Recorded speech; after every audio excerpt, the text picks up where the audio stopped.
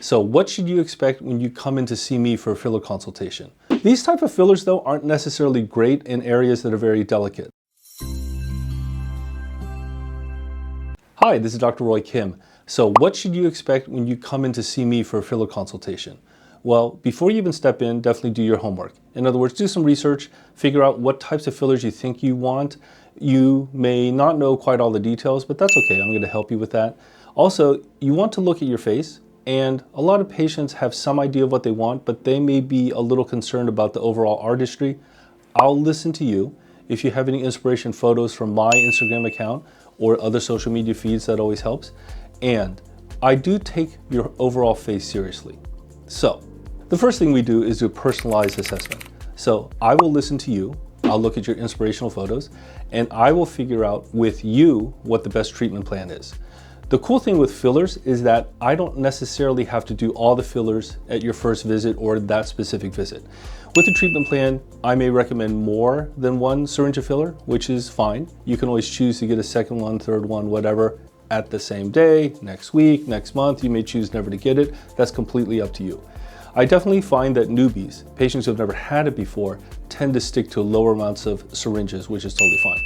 Patients who have known me for some time or patients who have had it elsewhere, yes, they feel more comfortable with a couple syringes because they know that they're not going to look puffy, weird, or unusual. But yes, if that's a concern, definitely just get a smaller amount of filler at your first visit. The most common filler used is HA or hyaluronic acid. The reason why is that it's found in the human body, so there's no allergy testing for it.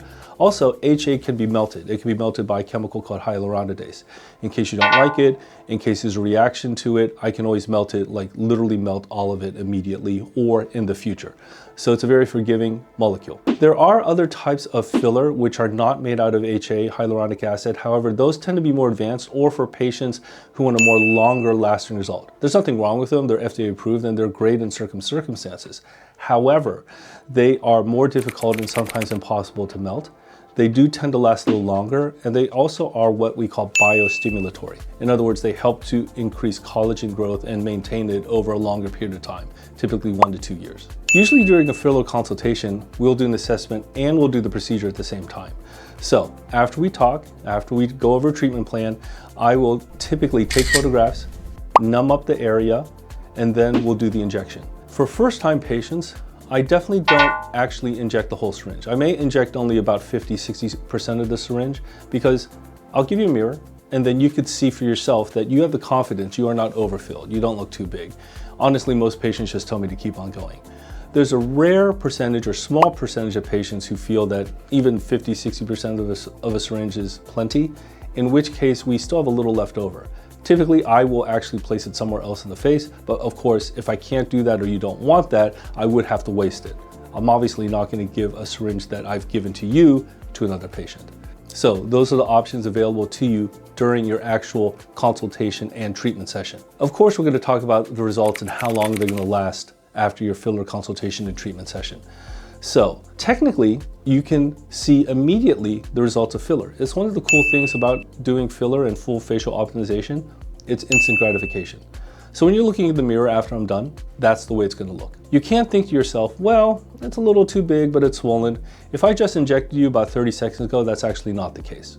I would have to melt a little, or I've given you too much, or you perceive I've given you too much in a certain area. This is why it's so critical that we come with a treatment plan beforehand, and we will even stop halfway through to make sure that I am not overfilling you for your specific aesthetic wishes. The reverse is also true. I'm done, and you look in the mirror, and you think, it's not enough. Well, I think that collagen's gonna grow in, biostimulation's gonna occur. That's not necessarily true at all, especially for hyaluronic acid fillers. So with HA fillers, when you look in the mirror right after I'm done, you wanna look at yourself and you wanna think, this is just right.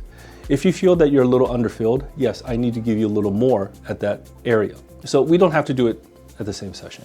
You can think about it or mull it over. We could do it, as I said, the next day, the next week, the next month. We could do it sometime in the future. But just be aware that if I'm done literally a couple of seconds ago with your filler injection and you feel it's a little underfilled, it probably will remain that way. Technically, a lot of these fillers do have a suggested length of duration. Typically, 9 to 12 months. Some of them a little longer, but the FDA posts this and injectors, plastic surgeons, patients sort of know this. However, if I give you a filler in an area with a lot of movement, and specifically around the lips, around the mouth, it's not going to last as long as what the label states, the company states, or even the FDA states. It's going to last a little shorter. For example, if there's an FDA filler that supposedly lasts 12 months, around the lips, it probably won't last 12 months. It'll probably last around 10 to 11 months. The reverse is also true. Not that I would, but if I gave you a filler in some area of the body with not much muscle movement, let's say the middle of the back or something, it's not going to last 12 months. It'll probably last 13 to 14 months. So this is why movement, I wouldn't say is the enemy of filler, rather the more movement and higher metabolism you may have, the quicker it goes away. It also doesn't go away, boom, overnight. It tends to be slow degradation, slow absorption over time. But you will notice it maybe at month 10 or 11 around the lips, mouth area, as opposed to the cheekbone or other areas of the face where there's not as much movement. In terms of cost, it depends. So typically I do offer pricing by the syringe, and for full facial optimization, I just have a set fee. This way, I don't have to give you exactly one syringe in a certain spot.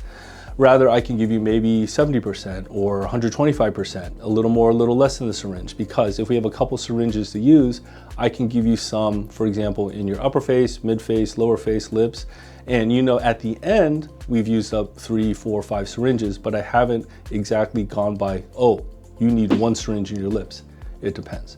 So with full facial optimization, it definitely gives you more options up front. Now, if you're coming in for a very specific area, such as the nasolabial folds only, or just the lips only, then of course, I will have to give you one syringe, maybe 2, and I'm not giving it to you elsewhere in your face.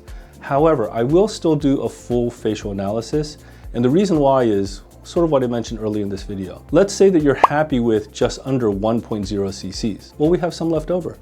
I can suggest an area that's subtle, that improves the overall look of your face, that we can do profile balancing or something of that nature, but we're not wasting that precious HA filler or other type of filler. So this is why I do think that full facial assessment and full facial optimization is key, even if you know that you sort of only want one area of your face optimized and made more aesthetic looking. Of course, I take fillers seriously, and of course it's a procedure. So before we do anything, yes, I'll talk to you, we'll go over the assessment, and you'll be asked to sign an informed consent. So this is, I don't think, anything unusual, but yes, just be aware that this is not surgery, but it's still a procedure, and both parties, you and me, should take it seriously. If you have any other questions or any other topics you'd like me to discuss for future videos, please fire away at the comments or questions below. Thanks so much for watching.